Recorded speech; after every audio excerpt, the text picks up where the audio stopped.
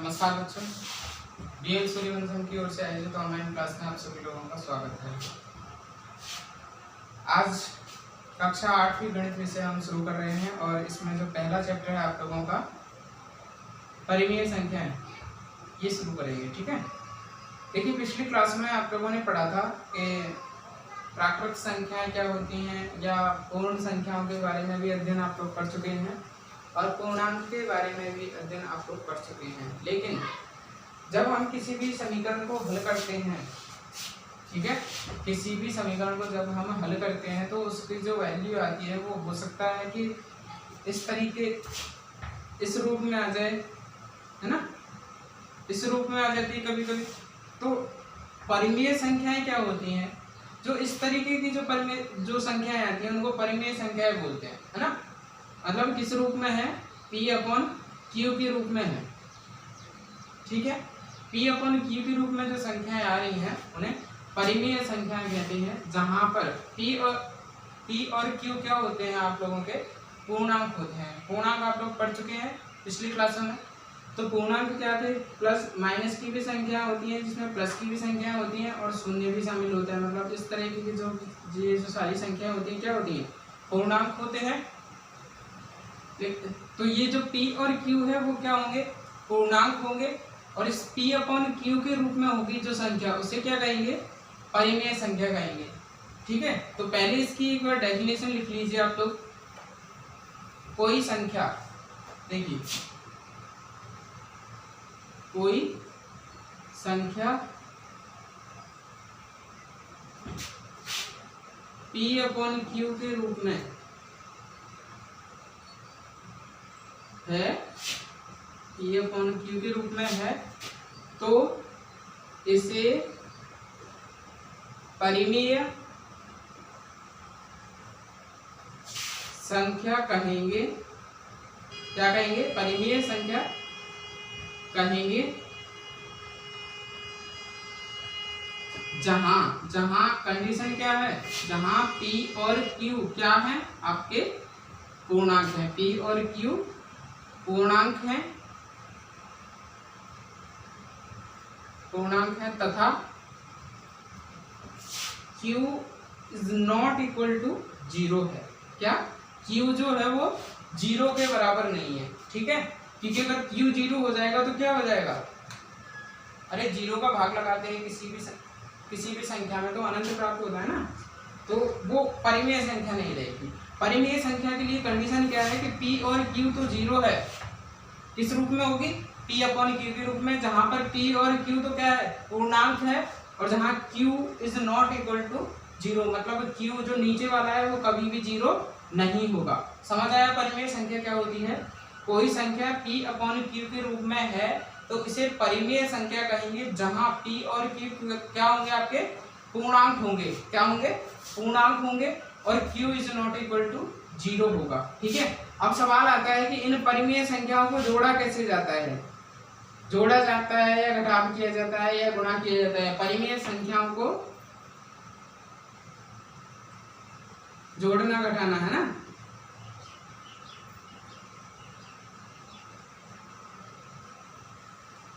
देखिए जैसे कोई सवाल है आपका -2/3, ये क्या है, एक परिमेय संख्या है। क्या है, परिमेय संख्या है, इसको गुणा करना है। सब कुछ हम इसी में देखते हैं, परिमेय संख्याओं का जोड़ घटाव गुणा भाग सब कुछ एक ही सवाल में हो जाएगा ना।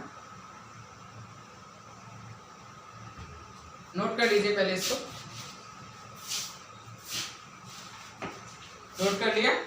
देखिए सवाल करते हैं हम, इसमें गुणा भाग जोड़ और घटाव सब एक ही सवाल में सीख जाएंगे आप लोग किस तरीके से। और पता तो होगा ही, जब भी कोई समीकरण होता है तो उसको हल करने का तरीका क्या होता है, सबसे पहले भाग को या गुणा को, फिर उसके बाद में जोड़ को और घटाव को हल करते हैं ना, आप लोग जानते ही हैं। जैसे कोई ये सवाल है जिसको हमें हल करना है, -2/3 गुणा 3/5 प्लस 5/2, ठीक है, -3/5 गुणा 1/6, ये आप लोगों का सवाल है। इसमें देखो क्या क्या हो रहा है, गुणा भी हो रहा है, प्लस भी हो रहा है, माइनस भी हो रहा है, सब कुछ हो रहा है। तो सबसे पहले क्या करेंगे हम,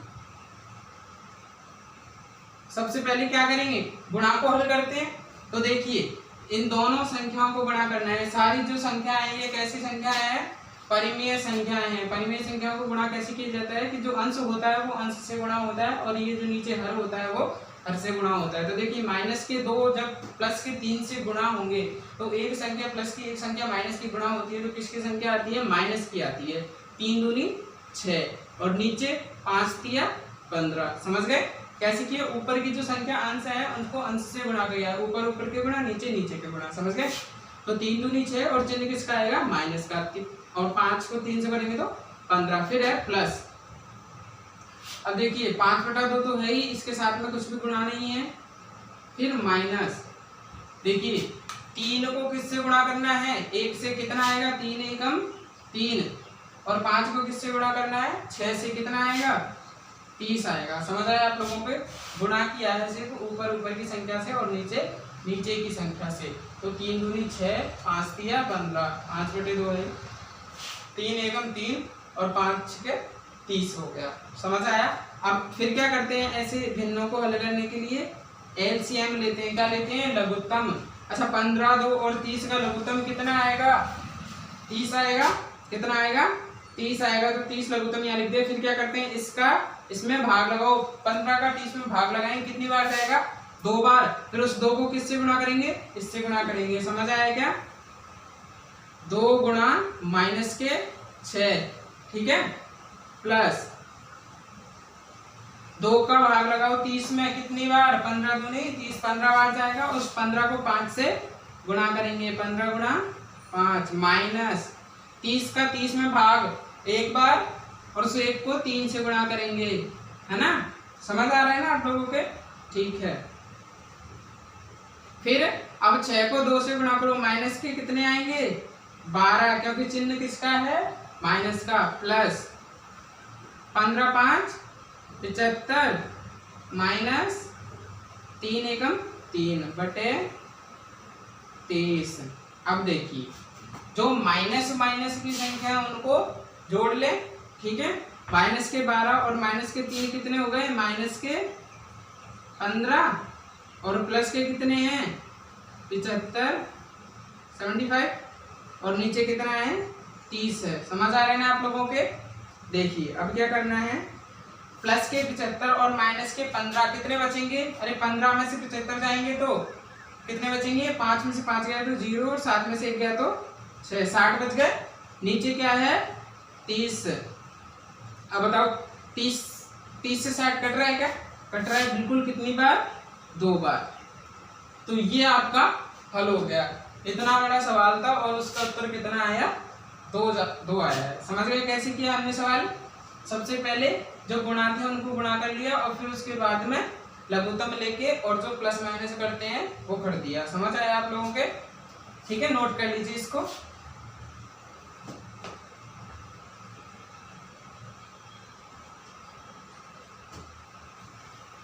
नोट कर लीजिए एक बार।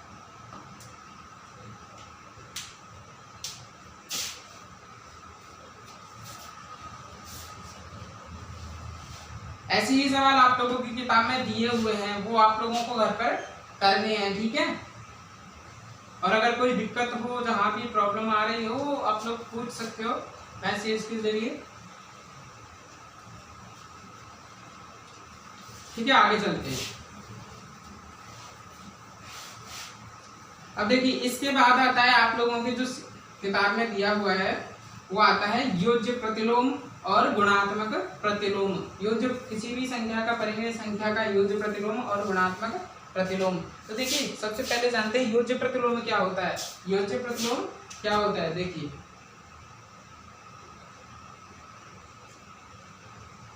योज्य प्रतिलोम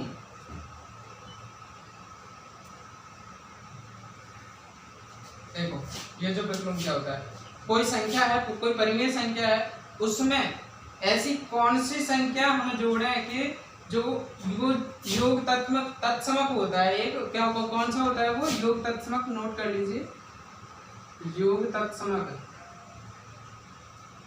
योग तत्समक होता है वो क्या होता है, 0 होता है। ऐसी कोई संख्या जिसे किसी संख्या में जोड़ने पर क्या प्राप्त हो जाए, हमें जीरो प्राप्त हो जाए। ठीक है, जैसे 5/6 है, 5/6 में हम क्या संख्या जोड़े हैं कि जीरो आ जाए, तो ये संख्या जो आएगी ना, इसको क्या कहेंगे हम, योज्य प्रतिलोम कहेंगे। क्या क्या कहेंगे, योज्य प्रतिलोम कहेंगे। समझ गए क्या?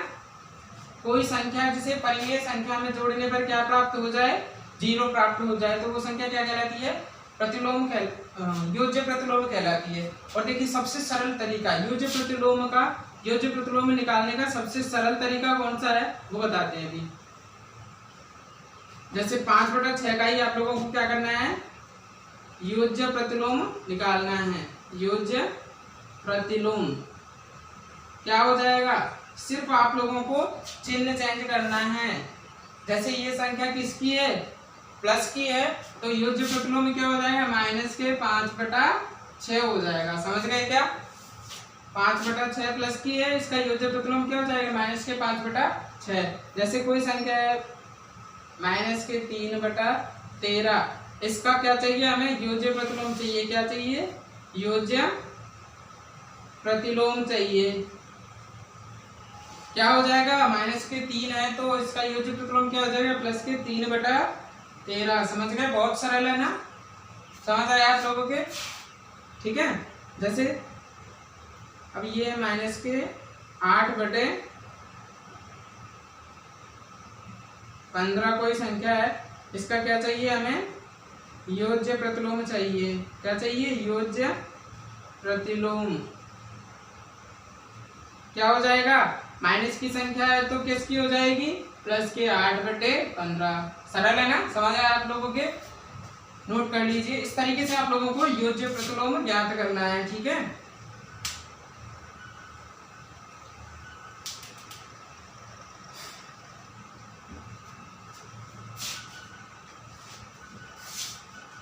नोट कर लिया। इसके बाद एक आता है, जैसे योज्य प्रतिलोम है, ऐसे ही कौन सा है, गुणात्मक प्रतिलोम, या जिसको क्या बोलते हैं, व्युत्क्रम बोलते हैं। क्या है, गुणात्मक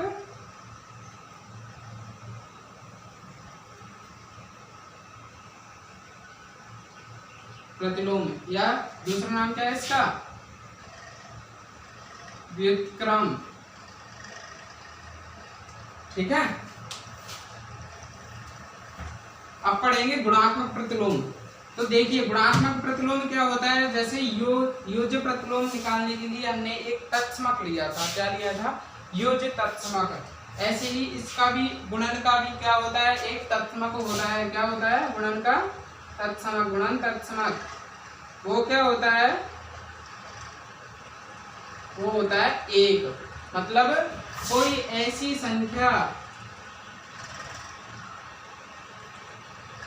ऐसी संख्या जिसको क्या करना है, परिमेय संख्या से गुणा करने पर क्या आ जाए, एक आ जाए, है ना, जो गुणन तत्समक आ जाए, तो उस संख्या को क्या कहेंगे हम, गुणात्मक प्रतिलोम। क्या कहेंगे, गुणात्मक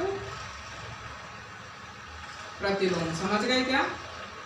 किसी संख्या, कोई ऐसी संख्या जिसको उस परिमेय संख्या से गुणा करने पर क्या आ जाए, एक प्राप्त हो जाए, या गुणात्मक तत्समक प्राप्त हो जाए, तो क्या कहेंगे, उस संख्या को गुणात्मक प्रतिलोम कहेंगे। और गुणात्मक, जैसे अभी हमने योज्य प्रतिलोम निकाला था, उसके लिए क्या किया था, सिर्फ चिन्ह चेंज किया था, जो प्लस था वो माइनस हो गया था, और जो माइनस था वो प्लस हो गया था, है ना, ऐसा ही हुआ था ना। तो इसमें भी क्या होगा, इसका भी एक बहुत ही आसान तरीका है गुणात्मक प्रतिलोम निकालने का। गुणात्मक प्रतिलोम कैसे निकाला जाता है, किसी भी संख्या का, किसी परिमेय संख्या, जैसे यही कोई संख्या है आपकी 8/13, ये कोई संख्या है, इसका हमें क्या निकालना है, गुणात्मक प्रतिलोम निकालना है। 8/13 का गुणात्मक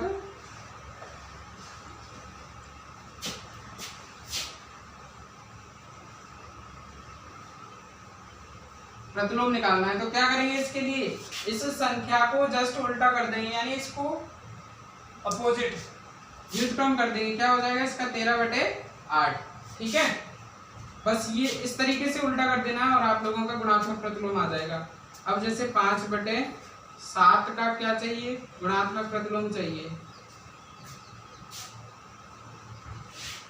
या जिसको क्या बोल सकते हैं, व्युत्क्रम भी बोल सकते हैं ना। सवाल इस नाम से भी आ सकता है और व्युत्क्रम के नाम से भी आ सकता है। तो इसको जस्ट अपोजिट कर दो, क्या आ जाएगा, -7/5 आ जाएगा क्या बताओ? -5/7 था और इसका गुणात्मक प्रतिलोम क्या आ जाएगा? -7/5। मतलब इसको पकड़ के उल्टा कर दिया, ठीक है। तो ये थे आप लोगों के योज्य प्रतिलोम और गुणात्मक प्रतिलोम। आशा है आप लोगों को समझ आया होगा। और इसके अलावा आप लोगों की जो किताब में सवाल दिए हुए हैं, इन तीनों जो आज 3 टॉपिक हमने पढ़ाए हैं, इन तीनों से रिलेटेड जितने भी सवाल हैं आप लोगों के, वो आप लोगों को हल करने हैं, ठीक है।